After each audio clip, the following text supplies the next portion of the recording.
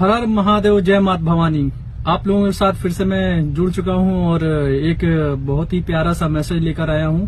इस पे बहुत ध्यान दीजिएगा। मैं कोशिश करूंगा वीडियो शॉर्ट रहे। एक टाइम की बात है जिसमें राजा कृष्णदेव राय एक बार अपने दरबार में सभी मंत्रियों से एक विचार विमर्श करते हैं, एक उनसे शेयर करते हैं कि भाई हम किसी के मन की बात कैसे जान सकते हैं।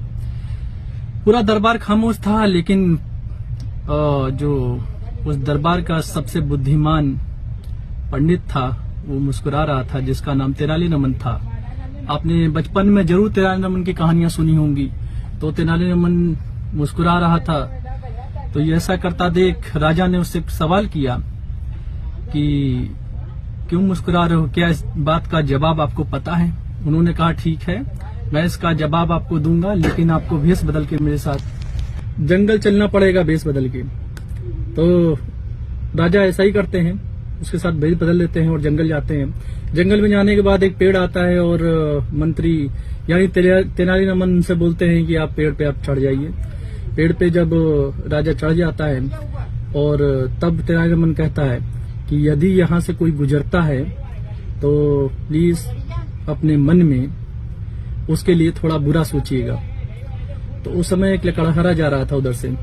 उस लकड़हारा को देख के राजा मन में विचार करता है कि कैसा ये मेरा प्रजा है जो कि मेरी जंगल की लकड़ियां चोरी करके लेके जा रहा है काट कर।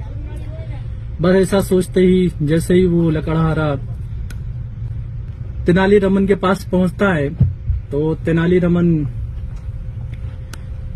उससे सवाल करता है, उससे एक बात बताता है, कहता है कि अरे सुनते हो, अपने राजा तो उनका देहांत हो गया राजा का।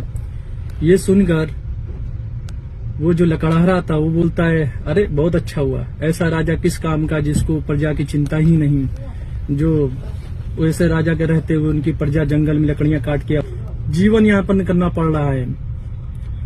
फिर उसके बाद राजा को ये सुन के बहुत बुरा लगा और उस लकड़हारा के जाने के बाद राजा उनसे सवाल करता है कि इसने ऐसा क्यों सोचा।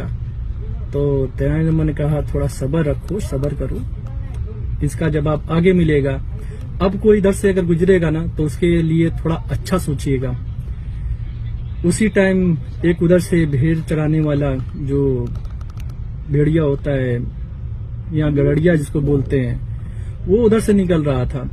तो राजा विचार करता है यार ये मेरी प्रजा है, मेरे रहते हुए धूप में कैसे इतना भूखे प्यासे रहकर जंगल में भेड़ बकरियां चरा कर अपना जीवन यापन कर रहा है।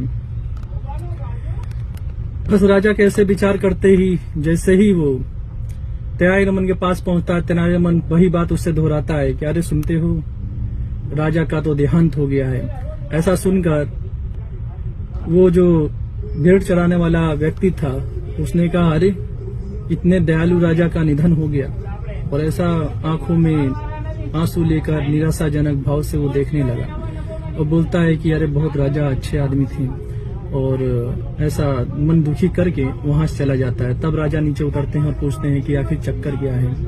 तब तेनालीरामन बोलता है जैसा आप दूसरों के बारे में विचार करते हो ना, सामने वाला भी वैसा ही विचार करता है। इसके लिए आपसे कहता हूँ कि हमेशा कभी दूसरों के बारे में सोचो तो अच्छा ही सोचना। दूसरा व्यक्ति क्या आपके बारे में सोचता है ये आप पर डिपेंड करता है, समझ रहे ना। ये नेचर है, प्रकृति है, इसे जो मांगोगे आपको वही मिलेगा। धन्यवाद। हर हर महादेव।